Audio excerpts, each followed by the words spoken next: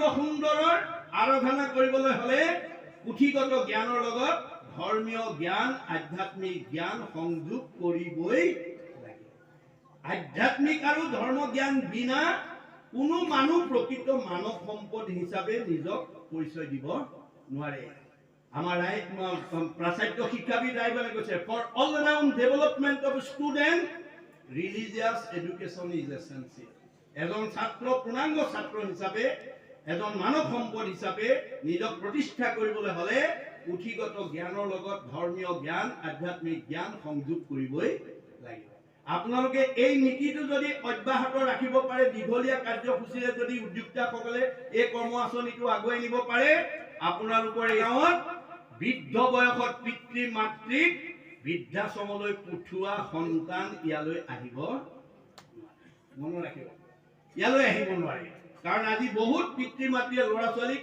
Degree দি পেলাই doctorate engineer officer প্ৰবক্তা অধিবক্তা কৰি বহুত উচ্চ পদস্থ বিষয়ত চাকৰি কৰাইছে কিন্তু শেষ ফলটো কি হৈছে আমাৰতো দূৰৰ কথা জন্মদাতা পিতৃ মাতৃকো তেওঁলোকে বৃদ্ধাশ্ৰমলৈ পঠাবলৈ কুণ্ঠাবোধ কৰা নাই যাৰ কাৰণে বিশ্ব বিজেতা নেপোলিয়নক ফ্ৰান্সবাসীয়ে প্ৰশ্ন কৰিছিল নেপোলিয়ন পৃথিৱীত তোমাৰ আটাইতকৈ আদৰণীয় কোন তেতিয়া তেওঁ কৈছিল যে নেপোলিয়নে কৈছে যে পিতৃ মাতৃতকৈ মোৰ জগতত আৰু দ্বিতীয়জন মান্যবৰ হ'ব নোৱাৰে পিতৃ মাতৃ মোৰ সকলোতকৈ মান্যবৰ গতিকে আমাৰ আজি এই দৰ্শন নজনাৰ কাৰণে আমাৰ পিতৃ মাতৃকো বৃদ্ধাশ্ৰমলৈ পঠাবলৈ বহু সন্তানে কুণ্ঠাবোধ কৰা নাই I will give higher respect to my parents who have able to see me in this beautiful world পৃথিৱীত মোৰ সকলোতকৈ আদৰণীয় হ'ল জন্মদাতা পিতৃ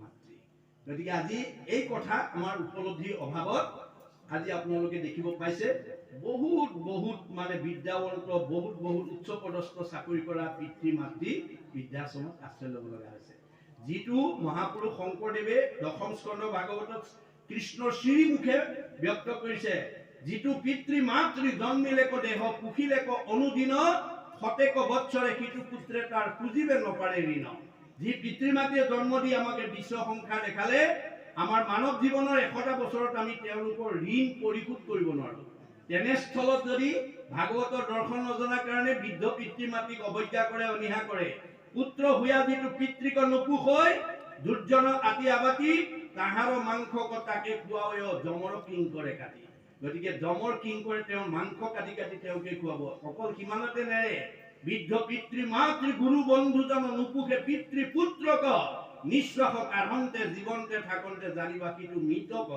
বৃদ্ধ পিতৃ মাতৃক অৱজ্ঞা কৰা পুত্ৰ কন্যা যদিও উশানিশালৈ জীয়াই আছে তেওঁলোক জীয়াতেই মৰা আমি যাতে জীয়াতে মৰা সন্তান হ'ব নালাগে তাৰ কাৰণে ভাগৱত শুনিব লাগিব ভাগৱত নুশুনাকৈ বিয়া পতা কোনো দম্পতীয়ে মনৰ কামনা পূৰণ কৰিব নোৱাৰে মনত ৰাখিব দেই আজি ডেকা গাভৰু হৈ আছে ডেকা গাভৰুসকল আজি ভাগৱত শুনিবলৈ বেছিকৈ আহিব লাগে কিয় আজি তেওঁলোক ডেকা গাভৰু আছে কাইলৈ তেওঁলোকে সংসাৰ কৰিব এইটো প্ৰকৃতিৰ নিয়ম বুলি কৈছে কিন্তু বিয়া কিয় পাতিব লাগে তাক আমি আগতীয়াকৈ জানিব লাগে কি অৰ্থে বিবাহম আমি বিয়া কিয় পাতিব লাগে আমাৰ ঋগ্বেদত কৈছে অথ পুৰুষস্তাবত সৰ্বো যত জায়াং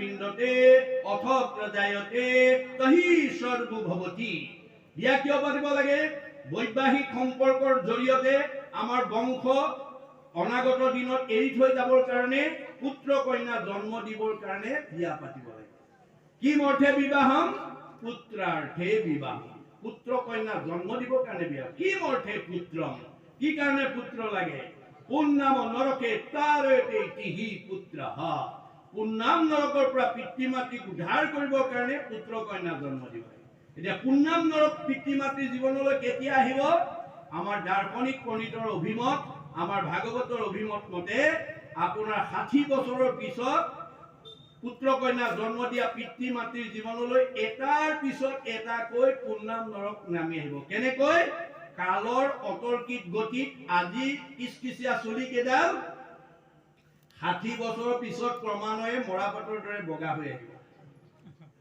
বহু দূৰলৈকে দেখা চকুযোৰ দৃষ্টিশক্তি কমি আহিব ৰিং মাৰিলে শুনা কাণখনে ওচৰত চিঞৰি থাকিলেও নুশুনা হ'ব। কমনীয় দেহা খুতুৰা খুতুৰ পৰিব। টান টান বস্তু চুবোৱা দাঁতকেইটা খুলুক ধুলুক হৈ খুলকি পৰিব। যাওঁ বুলিলে যাওঁ, খাওঁ বুলিলে খোৱা, দেহৰ আগত জীয়াৰী বোৱাৰী এমুঠি নিদিলে খাবলৈ নোপোৱা অৱস্থা হ'ব। সেই দিনত আপুনি জন্ম দিয়া পুত্ৰ কন্যাই আপোনাক কি কৰিব লাগিব? সেৱা শুশ্ৰূষা মৰম চেনেহ কৰিব লাগিব। গতিকে আপুনি সেইকাৰণে পুত্ৰ জন্ম দিব লাগিব। কিন্তু কোন পুত্ৰ হেৰি কৰিব? পুত্ৰে উতৰাইবে বুলি শুনি আছা শাস্ত্ৰ, বৈষ্ণৱ পুত্ৰক লাগি বুলি আছে মাত্ৰ। পুত্ৰই এই কাৰ্যসূচী কৰিব বুলি শাস্ত্ৰত কৈছে, কিন্তু বৈষ্ণৱ পুত্ৰ জন্ম দিব লাগিব। অবৈষ্ণৱ পুত্ৰ যদি উপজে বংশত, স্বৰ্গহন্তে পিতৃক পেলাৱে নৰকত।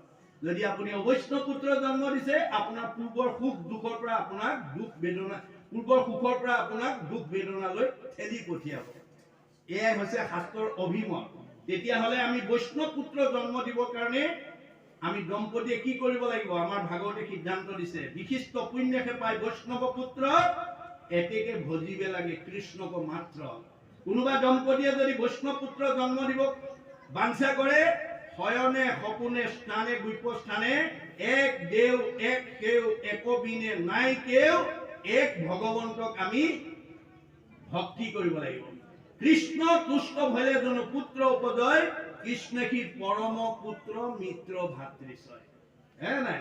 গতিকে আমাৰ মানে কৃষ্ণ যেতিয়া সন্তুষ্ট হ'ব ভক্তি, তেতিয়া আমাৰ ঘৰলৈ কি পঠিয়াই দিব? আপোনাৰ সৎপুত্ৰ পঠাই দিব। সৎপুত্ৰ পঠাই দিব। তাৰ কাৰণে কিন্তু মনত ৰাখিব, পুৰুষ প্ৰকৃতি হবা একমতি, দেহে সিজিব হৰিত ভগতি। কোনোবা দম্পতীয়ে যদি বাঞ্ছিত পুত্ৰ পাবৰ কাৰণে, বৈষ্ণৱ পুত্ৰ পাবৰ কাৰণে যদি কোনোবাই আগতীয়াকে বাঞ্ছা কৰিছে, স্বামী স্ত্ৰী দুয়োজনে ভাগৱত শুনি ল'ব লাগিব। এজনে ভাগৱত শুনিছে, এজনে শুনা নাই, সেই দম্পতীত কেতিয়াও বাঞ্ছিত ফলৰ অধিকাৰী হ'ব নোৱাৰিব। তাৰ উদাহৰণ কাশ্যপ ঋষিয়ে দেখা দিছে। কাশ্যপ ঋষি একেজনে, ভাৰ্যা দুজনী, দিতি আৰু অদিতি। অদিতিৰ সন্তানবিলাক আপোনাৰ দেৱতা আৰু দিতিৰ সন্তানবিলাক অসুৰ। গণ্ডগোল ক'ত লাগিল? স্বভাৱত। মনত ৰাখিব, স্বভাৱত। স্বামী ভক্তিবান, যদি আইগৰাকী ভক্তিহীন হয়, আইগৰাকী ভক্তিবান, যদি স্বামী ভক্তিহীন হয়, তেতিয়াহ'লেও আপোনালোকে বাঞ্ছিত পুত্ৰৰ পিতৃ মাতৃ হ'ব নোৱাৰিব।